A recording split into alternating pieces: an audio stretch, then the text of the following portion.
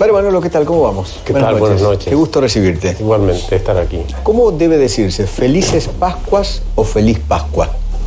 Es Feliz Pascua porque Pascua es en singular, es un paso. El paso de la muerte a la vida. Así que el saludo correcto sería Feliz Pascua. Pero a veces decimos Felices Pascua como decimos Felices Fiestas, ¿no? Exactamente. En plural, no hay problema. Lo importante es que no se pierda el espíritu. ¿Y la Pascua es una fiesta o no? La Pascua sí, claro. La Pascua sí. La muerte ha sido vencida. Nosotros cuando vamos a Israel, entramos en la Basílica del Santo Sepulcro, vemos un sepulcro vacío. Allí no hay muerto. Ha resucitado, está entre nosotros. Y ese es el mensaje de la resurrección, ¿no? Un Dios que acompaña a los hombres en el camino de la historia y que realmente está vivo. Por eso nosotros vamos y veneramos un sepulcro donde estuvo el cuerpo de Jesús, verdadero hombre y verdadero Dios. ¿Cómo fue el Vía Crucis, el del día de hoy, el del viernes? ¿Lo podemos mostrar en el mapa? Sí, es muy interesante porque... ¿Tenés ganas de pararte, como lo hiciste la vez pasada? Sí. Y contarlo ahí, porque es tan interesante tu explicación. El puntero del doctor... Sí, acá está. Es tan interesante, Creo que lo tengo. padre. No, acá está, mire. Muéstralo. Sí, ha perdido una porción. Bueno, con el tiempo va perdiendo. Va sí. perdiendo, ¿qué va a pero hacer? es el histórico. Bien. Nosotros... Acá tenés el 1, ¿eh? La vía Sí, aquí. Porque Jesús, el Viernes Santo, sale de la casa de Caifás, que era el sumo sacerdote. El Sanedrín venía siendo como la corte suprema de los judíos. Y entonces lo juzgan a Jesús, pero no podían condenarlo de noche. No podían tampoco ejecutarlo. Y además los judíos no tenían el poder de ejecutar la sentencia. Los judíos habían declarado que este hombre, Jesús, se declaraba hijo de Dios y rey de los judíos, dice hay que matarlo. Pero ellos no podían ejecutar la sentencia porque existía la potestas gladi que se la daban el emperador se la daba al prefecto que en ese momento estaba, el gobernador, que era Poncio Pilato. Un romano. Un romano. Claro, los judíos no podían hacerlo, ejecutar sentencia de muerte, la pena capital. Y entonces estaba aquí. Es muy impresionante porque aquí es donde Pedro negó a Jesús 3 veces. Y cuando le preguntan, ¿pero vos sos uno de los que sigue a Jesús? No soy. Pero vos estás con él, sos discípulo. No soy. Pero vos tenés rasgo de Galileo. Vos venís del norte. No sé de qué me hablan. Y fijémonos, ¿cómo se presenta Jesús diciendo, yo soy? En cambio, Pedro dice, no soy. Ni siquiera dice yo. Por lo cual pierde la identidad. La negación. Pero lo importante es que Pedro después se arrepintió, porque cuando pasa Jesús... ¿Por qué lo niega? Eso. Lo niega porque él tenía... Por miedo a salvarse. No, él tenía una idea como también Judas, ¿no? Porque Judas se ahorcó, se suicidó. Ahí hay que tener mucho cuidado también cuando se hacen interpretaciones respecto a Judas. Yo lo salvo a Judas. Está bien, era un ladrón. Pero después él se arrepintió. A los sumos sacerdotes le dice, bueno, yo lo vendí por 30 monedas. Acá tienen las 30 monedas. Yo me arrepiento porque he pecado. Yo he llevado a la cruz a un inocente. Y entonces los sumos sacerdotes, los judíos dicen, nosotros no tenemos nada que ver, arreglátela vos, claro. Judas. Y entonces después Judas sale de allí, era de noche, dice el texto de Juan, con lo cual indica que este hombre Judas vivió en la noche, en la oscuridad, no vivió en el día. Entonces vivió un tormento porque no se acercó a Jesús. Y además hay que recordar que en ese momento ese tipo de pecado se podía expiar con un sacrificio en el templo o también, y esto creo que no se sabe mucho y que hay que rescatarlo, a través del suicidio, entregando la propia vida. Y eso es lo que hace Judas. Entonces, Judas nos representa a todos. Todos traicionamos alguna vez a Dios y también a los seres humanos. Y también necesitamos expiar, pero también hay que reconocer que Judas dice, yo he pecado, yo he hecho mal, yo he entregado a un inocente. Pero Manolo, perdón. Sí, perdón. No, quería después preguntar otra vez por Pedro. ¿Por qué lo niega? Porque ellos tenían una visión. Miedo. Pedro tenía miedo. Ellos tenían una Pero visión de que el Mesías no podía ser un hombre que sufriera. Sí, ellos esperaban un Mesías guerrero, victorioso, con ejército que triunfara sobre Roma y sobre todos aquellos que los hostigaban a ellos. Entonces, esa era la idea. Ahora, los mismos Judas. Manolo. Se desilusiona un poco. Perdón. Claro. Perdón. Yo creo que Eduardo tenía razón. Déjame que te agregue una cosa respecto a Pedro con miedo. En un momento determinado, año 58, 59 creo, después de Cristo, Pedro, perseguido por Nerón, se escapa de Roma.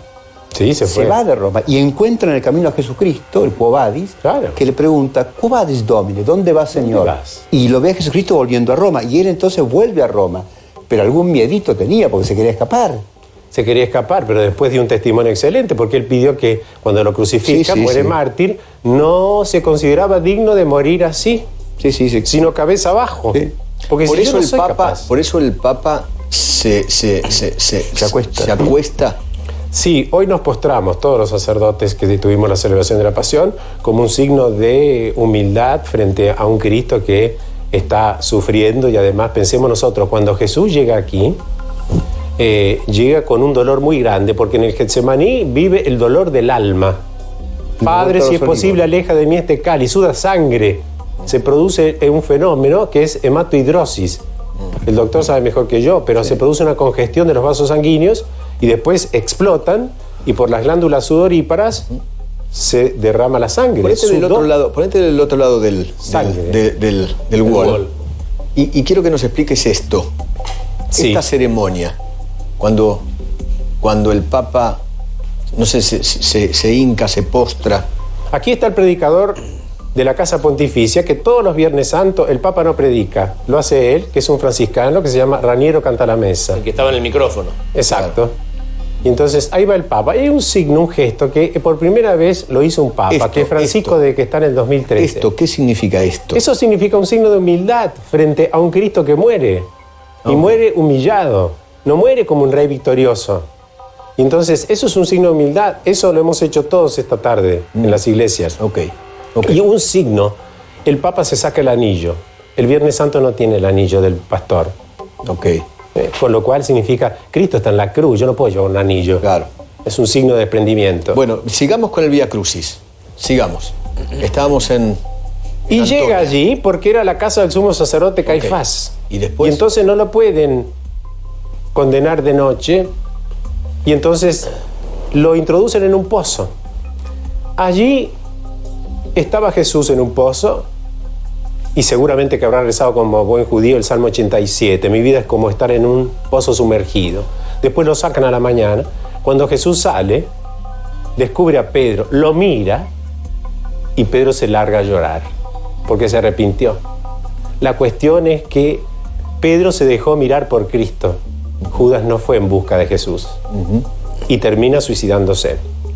Y entra en la Vía Dolorosa. Comienza aquí la Vía Dolorosa, sí, porque aquí está la Torre Antonia, que era donde vivía Poncio Pilato. Claro. Sí, era la fuerte, claro. Y entonces allí hay un lugar que cuando vamos a Israel lo vemos, es un sitio donde vivía Poncio Pilato, que se llama Litóstrotos, que era un empedrado, significa esto en griego.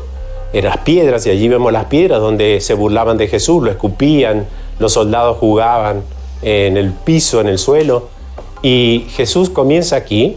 Aquí es sentenciado a muerte, comienza la Vía Dolorosa, tenemos la segunda estación, y después Jesús toma la cruz, llega a la tercera, cae por primera vez, la cuarta encuentra a su madre, y esta es una estación donde yo siempre lloro, porque realmente me conmueve mucho. Me conmueve mucho porque aquí Jesús llegó cansado, es decir, pensemos nosotros que mientras lo flagelaban en el camino, ¿y qué era la flagelación? Era un látigo, y en la punta tenía palas de plomo, o también clavos. Con eso lo golpearon a Jesús. En la sábana santa aparece que Jesús tuvo más de 120 golpes de flagelo, con lo cual significa que le sacaban el cuero del cuerpo, estaba destrozado. Y llega aquí, encuentra a su madre. Pensemos el dolor de una madre. Yo hoy hacía una meditación sobre el dolor de una madre, y cuando fui a estudiar en Roma me acuerdo que me impactó una vez que una madre había perdido a su único hijo, se lo habían matado, asesinado, y en los medios de comunicación de la RAI se la llamaba la madre coraggio, es decir, una madre que lloraba. Es decir, pensemos el desgarro que es perder un hijo único. Lo mismo sucedió a María aquí. Y se lo encuentra. Y además viendo María cómo lo estaban torturando, ¿no? Exactamente. De la manera salvaje en que lo estaban torturando. Si se cumplió la profecía de Isaías que decía no tenía aspecto humano, parecía un gusano. Claro. Entonces digo, en esta estación a mí me produce un sacudón interior muy fuerte. ¿Por qué? Porque aquí se encontró con Simón de Cirene.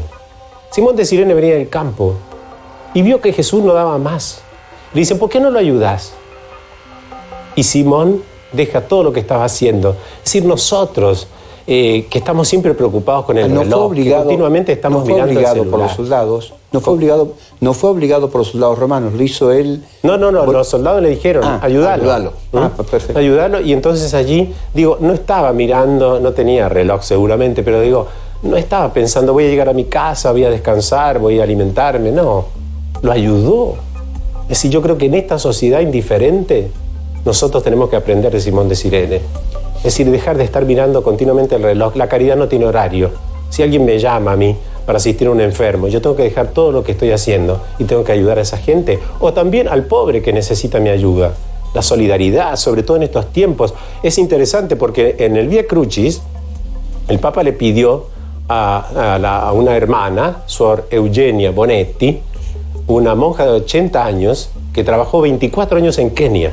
Y ahora tiene una fundación que se llama Slaves No More, que significa no más esclavos. Trabaja contra la trata de personas. Y ella ha relatado en cada una de las estaciones un testimonio de esa realidad de la trata de personas. Y dice que ella vino a Italia, en Torino, en Turín, y vino una mujer, una prostituta de la calle, que estaba destrozada con el corazón, diciendo, por favor, ayúdenme a salir de este infierno. Y ella le dijo, bueno, pero yo ahora tengo que ir a misa. Yo voy con usted, la acompaño. Y dice que después le contó la historia y nunca más dejó de asistir a las mujeres que eran consideradas como objeto, como un descarte. Y es interesante porque dice, hemos descubierto, por ejemplo, que en África es un desierto lleno de esqueletos, de gente que quiere irse, que no tiene cómo alimentarse, que no tienen agua. Y también, después, fijémonos, el Mediterráneo, son tumbas de agua. Mientras los políticos discuten en sus palacios acerca de qué políticas van a llevar adelante. Y mientras la gente se muere. Esto es hipocresía. Es así.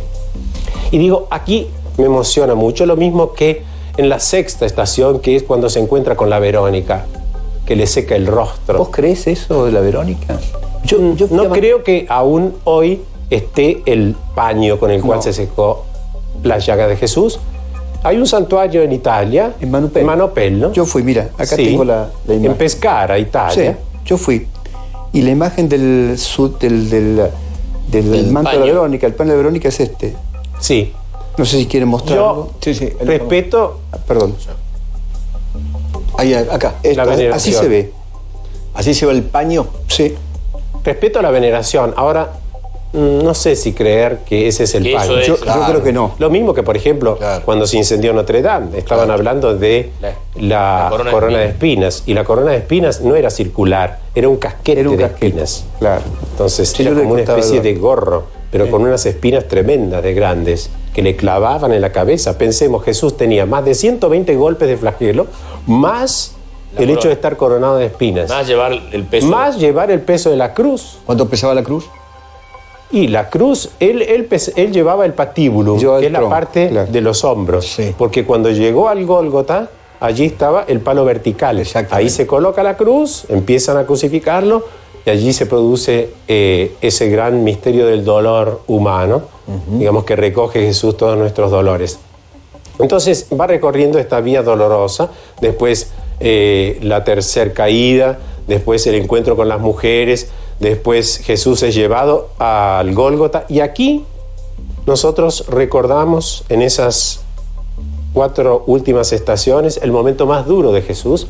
Entramos a la Basílica del Santo Sepulcro, que es allí donde se venera el Santo Sepulcro, que es una basílica que tiene mucha historia, porque el emperador Constantino y sobre todo su madre Santa Elena quiso que se construyera una iglesia, una basílica para conservar el sitio donde estuvo el cuerpo de Jesús. Y dentro de esa basílica, porque a veces pensamos Monte Calvario, mire, el Monte Calvario tiene 6 metros de altura, sí, 6 metros. Está dentro de la basílica. ¿Cuánto hay desde la Fortaleza Antonia hasta el Gólgota? Casi 3 kilómetros. Mira. Y sobre todo se hizo en tiempo en que aquí era una multitud de gente para humillarlo más. Claro. Yo no hago nunca el Vía Crucis a mediodía o a la mañana, porque esto es un caos. Esto es como un Soho, como el Soho, lleno como, de la calle Florida. Sí. Sí, peor, negocios que venden, sí. Peor porque llevan carros. Sí, sí. Entonces van con carros. Y ahí llevan las verduras, etcétera. ¿Ven? Aquí, por ejemplo, este es el Gólgota. Aquí está el lugar donde fue crucificado Jesús. Y aquí está la edícula. Edícula significa en latín pequeña casita o un templete, donde dentro está el Santo Sepulcro, que nosotros celebramos siempre la misa allí. Todo está en la basílica. Todo está en esta basílica, que fue construida por pedido de Santa Elena a Constantino, en el 326, pero es una iglesia que tuvo muchos vaivenes. Pensemos como en el 614, cuando llegan los persas, y la salvaron en parte, pero después en 1009 llega el califa Al-Hakim y destruye todas las iglesias de Tierra Santa, incluida esta, en el 1009. Y después, en 1187, que es cuando Saladino vence a los cruzados están en el año 1099, vence a los cruzados, pero que los cruzados habían reestructurado esta iglesia, la habían restaurado. Pero después, en 1187, Saladino llegó y dice, esta iglesia tiene 2 puertas, vamos a cerrar una porque van a sobrar cristianos, con una puerta les va a alcanzar. ¿Y qué hace Saladino? Lo primero que ejecuta es extraer las campanas, porque las campanas eran un llamado para los cristianos. No queremos campanas, les va a sobrar espacio para que entren los cristianos. 1187. Y es curioso que la puerta de la Basílica del Santo Sepulcro no la tiene un cristiano, la tiene un musulmán. El control de la puerta. Sí, en el siglo VII, impresionante. allí la familia Al-Hussein recibe la orden de custodiar la llave, que es una llave grande, 30 centímetros, 250 gramos, y hay que subirse en una escalera para poder entrar a abrir la iglesia. El descendiente de esa familia está ahí, y cuando vos vas, te da una tarjeta que dice Mohamed. Y esa misma familia hoy tiene la llave. Son 2 familias. Y tienen la llave. Al-Hussein se la van pasando. Dice Son Mohamed el apellido, y en inglés Santo Sepulcro, doorkeeper, es decir, portero. El portero. El portero. Y te lo dice el tipo, estoy acá desde... Se sube la escalera y cierra. De la época de Constantino. Esta familia segunda, Nusaib, recibió las llaves por orden de Saladino, 1187. Sí. Y después hay un statu quo de 1852, donde en esta basílica está la custodia de Tierra Santa, desde el año 1347. Pero aquí predomina el poder de los greco-católicos. Allí hay... La gente muchas veces se confunde y es un poco escandaloso, o bastante, por el hecho que aquí se disputan el lugar los griego-ortodoxos, los católicos, los armenios, los sirios, los etíopes y los coptos. 6 confesiones religiosas. ¿Pero que se disputan la puerta? No, la puerta. El hecho de el lugar de celebración. El lugar de celebración. Exacto. Cuando nosotros vamos a Tierra Santa. Todos, a veces ves etíopes, están en un rincón los etíopes. Los etíopes están detrás de esta edícula, Manolo, donde se conserva, que fue restaurada, terminada en 2017 de restaurar, costó 6 millones de euros. Y el rey de Jordania colaboró mucho. Una pregunta un poco más atrás. Sí. ¿Cuánto demora en morir Jesús? ¿Cuánto tiempo? ¿Cuántas horas? Bueno, pensemos que al llegar allí Jesús ya estaba destrozado en su cuerpo. Sí. ¿Y pasaron cuántas horas? Desde el primer momento... 3 horas, me parece. 3 horas aproximadamente. Murió 3 horas después. Lo crucificaron a las 9 de la mañana y murió a las 12. Exacto. Ok. 3 de la tarde murió. 3 de la tarde, perdón. Lo que se llamaba en la hora de división del horario de los romanos, la nona. La hora nona, tercia, sexta, nona, 9, 12, 15. Y por eso es la hora de la misericordia también, la hora que murió Jesús. Y sobre todo, hoy hemos hecho un momento de recogimiento muy especial a esa hora, a las 3 de la tarde. A las 3 de la tarde. Sí. Hoy. Hoy a las 3 de la tarde moría... Sí, porque habitualmente... Cristo en la cruz. 3 de la tarde, hora de Jerusalén. A los muertos, sí, pues evidente. Claro, obviamente. A los muertos se les rompían las piernas. A los crucificados. A los crucificados, perdón. Sí. Y después morían. Sí, morían. Pero lo hacían para que murieran por asfixia y murieran más pronto. A Jesús no le partieron las piernas. porque ya estaba profetizado, no le partirán las piernas. Y lo que sí hacen es, un soldado le larga una lanza y en ese momento brotó sangre y agua. Es interesante, Claudio, vos podés explicarlo mejor, pero el corazón está rodeado del pericardio, ¿no? Sí, señor. Una fina lámina. Claro, y hay agua ahí. No debería haber agua. Suero. Nunca hay agua, pero dado el sufrimiento que tuvo Jesús, claro, es muy probable que hubiera agua allí y en la pleura, entre las dos pleuras. Exacto. De tal modo que los expertos médicos forenses dicen que cuando la lanza le perfora el costado, sale sangre y agua porque había una pleuresía. Exacto. Consecuencia de los golpes que había recibido. Exactamente.